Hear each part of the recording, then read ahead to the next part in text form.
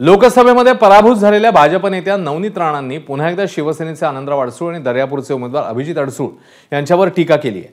बंडखोरी केल्यामुळे भाजपमधून हकालपट्टी झालेल्या रमेश बुंदेलेंचा प्रचार करणाऱ्या नवनीत राणांनी ठाकरेंच्या उमेदवारावरही हल्लाबोल केलाय। एक बँक बुडवणारा आणि दुसरा दारू विकणारा उमेदवार असताना काय निवडाल असा प्रश्न राणांनी मतदारांना विचारलाय। काहीच दिवसांपूर्वी एकनाथ शिंदेंनी राणा दाम्पत्याला महायुतीमध्ये मिठाचा खडा न टाकण्याचा इशारा दिलेला होता।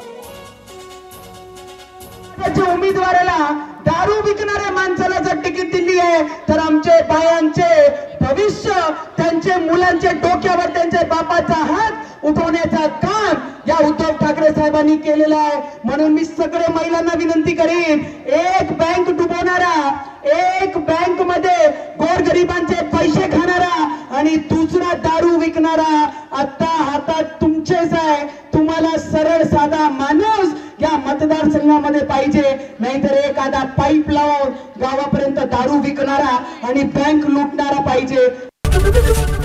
एबीपी माझा, उघडा डोळे बघा नीट।